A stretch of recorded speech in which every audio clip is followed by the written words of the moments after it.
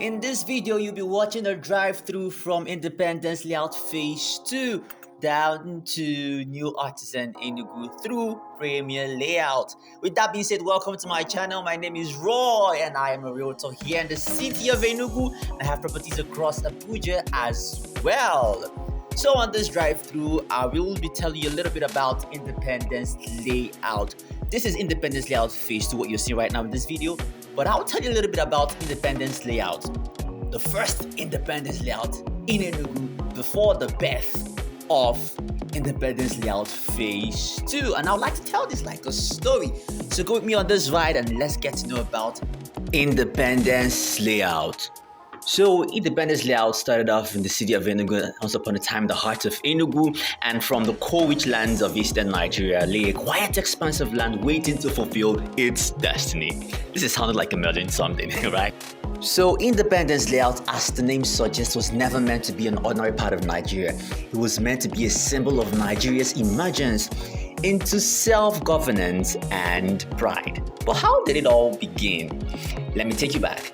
Dr. Michael Opar, the visionary premier of Enugu region, after Nigeria's independence in 1960, he saw the potential to expand and redefine Enugu. It was more than a city, it was the capital of hope. Dr. Michael Opar took on the challenge of carving out a legacy, not just for himself, but for generations to come.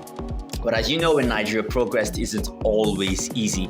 With limited resources and the weight of expectations on his shoulders, many questioned his vision. Can this part of Enugu ever become a reality like he wanted it to be? Could this coal city rise to become a beacon of unity and governance?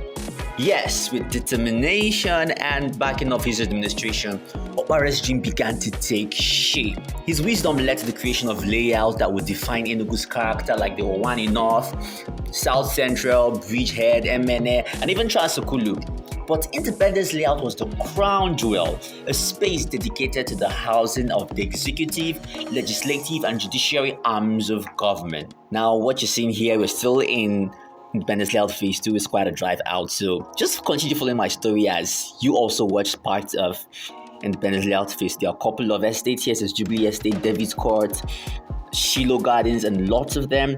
And this is the outrance from a part of Independence Layout Phase 2 where lots of estates are located. Now back to the story of Independence Layout. So by the time Independence Layout was complete, it was clear that this neighborhood was not just another neighborhood. It was the nerve center of governance and pride. The Lion Building, which is the place where every governor after Michael Opara resides, was erected. Of course, the journey to creating Independence Layout was not an easy one. There were challenges, and Michael Opara's tenure ended in 1966. And some parts of his vision, like the judiciary headquarters, remained unrealized for decades. It took another governor in the person of Chimaroke Namani to bring this dream to life in 2006. But along the way, Independence Layout grew.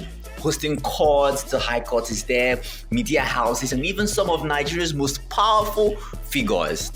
Independence Layout became more than just the government offices and elite residences.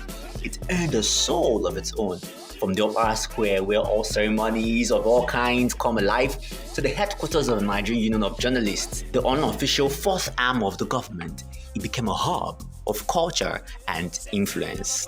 But time tested its glory. Structures like Hotel Presidential, once a symbol of grandeur, began to fade. Yet the community adapted. Under the leadership of Sullivan Chime, areas that had lost their charm were reclaimed, and Independence Layout began to shine again. Five-star hotels, bush bars, and modern hospitals like the renowned Niger Foundation sprang up, breathing new life into the area. Today, Independence Layout is a story of transformation and resilience. It's a place where history meets the present, where every corner tells a story of ambition, challenge, and triumph.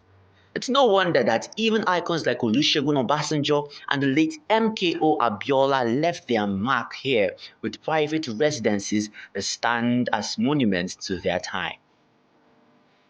As years passed, the layout expanded, the Owo River and Republic layout were absorbed into what we now call Independence Layout Phase 2, right? Now, this part of Independence Layout Phase 2 is the undeveloped part, or the developing part. The parts of Independence Layout Phase 2 that have already experienced a level of development, like the Republic layout, right? These parts have experienced a level of development. Yet still on the drive through, we're driving towards the part now that leads us into Premier layout.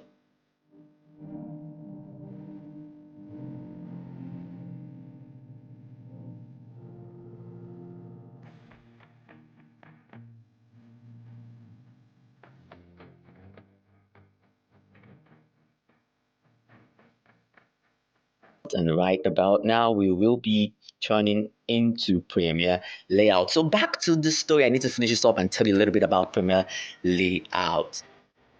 Independence Layout is more than geography, right? It's a living testament to Enugu's history and its people's perseverance. From its origin as a symbol of Nigeria's independence to its current role as a hub of governance, hospitality, and culture, it continues to evolve.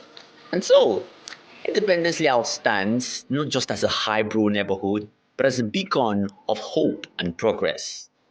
A place that carries the dreams of the past and the promise of the future. It's a story we can all draw inspiration from, a journey that reminds us with vision, even the cold city can shine like gold. You get it? And right now, under the leadership of the current governor, the person of His Excellency Dr. Peter Mba, someone I like to call Peter Nabamba, parts of Enugu are really experiencing great